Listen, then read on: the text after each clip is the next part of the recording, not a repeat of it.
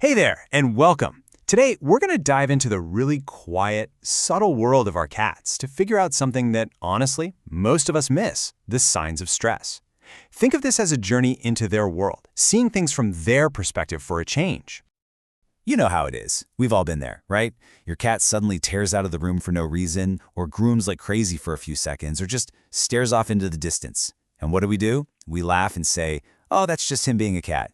We call it a quirk, a funny little habit. But what if it's actually something more? And really, that's the whole idea here today. We're not trying to become vets or diagnose big problems. We're just trying to become better listeners. We're going to learn the hidden language of cat stress, and it's a language that's spoken in whispers, not shouts. So, first things first, we have to understand why. Why is this language so darn subtle? It's not because they're trying to be all mysterious with us. It's actually a survival instinct that's been hardwired into them for thousands of years. See, out in the wild, if you show any sign of weakness, any pain, any illness, any stress, you basically paint a giant target on your back. So cats have become absolute masters of hiding it. And this quote, wow, it really hits home. It's a pretty stark reminder of why this is so important.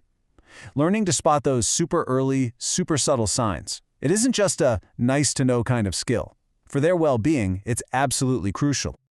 Okay, so one of the first words we need to learn in this new language is displacement behavior. Just think of it like a nervous habit for a cat, kind of like how a person might bite their nails. So let's say a loud truck backfires outside. Your cat might jump, then immediately start grooming itself like its life depends on it. That's not about being dirty. It's their way of hitting the reset button, doing a normal, comforting action to deal with a moment of sudden stress. All right, time to pull out our detective toolkit. This is where we learn how to read the room, but from a cat's point of view. We're going to learn to decode all those subtle little signals they're sending out, probably all day long. These right here, these are the whispers. That fixed, hard stare your cat gives another cat, that's not just idle curiosity, that can be a sign of major tension. You see your cat lounging in a doorway? It might not be just a comfy nap spot. It could be a subtle way of blocking another pet from a room. And that little twitch right at the tip of their tail, that's often the very first sign of irritation or anxiety building up. These are the things that are so easy to miss. And you can literally see the difference in these pictures. Look at the one on the left. See that tension? The bodies are stiff, the stare is locked on, there's no soft body language at all. Now compare that to the image on the right. See how soft and curved their bodies are? There's gentle contact, their faces are relaxed. One of these is a conversation about conflict, and the other is a conversation about pure comfort. You know, your cat's routine is basically their entire world. It's their baseline for what's normal and safe. So any big change to that routine is a massive clue. Are they suddenly living under the bed when they used to be out and about? Have they stopped playing with their favorite toy? Maybe their coat is starting to look a little messy. Or, on the flip side, you're noticing little bald spots from them licking too much. These aren't just quirky personality changes, they're signals that something in their world has been turned upside down. And yep, you knew it was coming, we gotta talk about the litter box. If your cat suddenly starts going outside the box, I promise you, it is not to get back at you. It's not spite. Especially in a house with more than one cat, it can be a huge sign of stress. It could mean one cat is guarding the litter box, blocking the other one's access. It's a cry for help, just written in a really unfortunate way. Okay, so now we have a pretty good idea of what to look for. So, let's put our detective hats back on and investigate the why.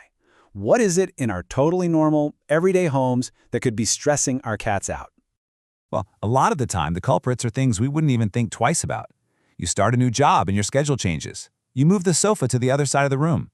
A new baby arrives, or a friend brings their dog over.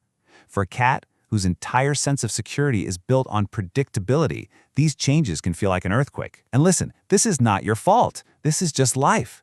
The key is just recognizing the impact these things can have on them. And this right here is the big aha moment for a lot of people.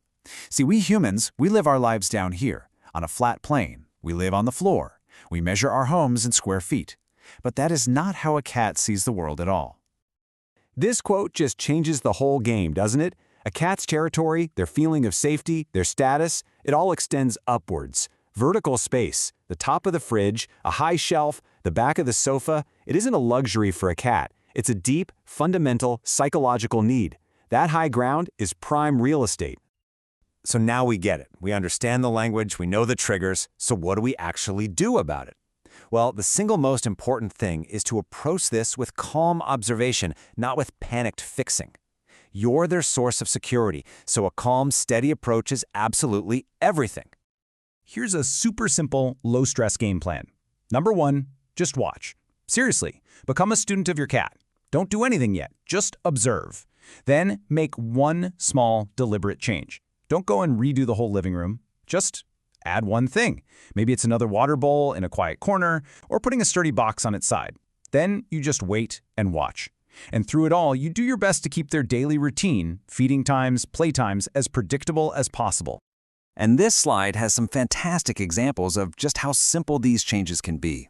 A puzzle feeder makes them work for their food, which engages that powerful hunting instinct. A simple cardboard box can become the safest hiding spot in the whole house. And of course, offering those crucial vertical spaces, a cat tree, some empty shelves, that gives them the high ground they need to feel secure and in control. Now, because we love our pets so much, it is incredibly easy to fall into a few traps when we think something might be wrong. And this section isn't about blame at all, it's just about learning how to be more effective with our help. This chart just lays it all out, clear as day. The absolute biggest mistake we make is trying to do way too much, way too fast. We rearrange all the furniture, buy 10 new kinds of food, get a new cat tree, and try to force cuddles, all in one weekend.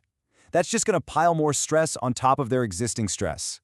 The calm approach is slow, it's methodical, and most of all, it respects the cat's fundamental need for consistency. And this right here, this brings us full circle right back to where we started.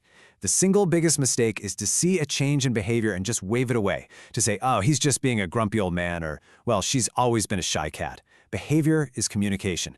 A change in behavior is a message, and it's a message that we now have the tools to start understanding. So as we start to wrap this up, I really want you to walk away from this feeling empowered, not anxious. The goal here isn't to worry more, it's to become a calm, confident detective for your cat. Seriously, knowing what to look for should not make you start panicking over every little tail twitch. That's not the point. Instead, it should empower you. You now have a deeper insight into your cat's inner world, and that understanding, that's the foundation for a much stronger, healthier bond between you two. And if you take away only one thing today, please let it be this. Your emotional state sets the tone for your entire home. By being a source of calm predictability, you become your cat's greatest source of security. Your calm becomes their calm. So, I'll leave you with a little challenge. Sometime today, just take 5 minutes. Sit quietly and just observe.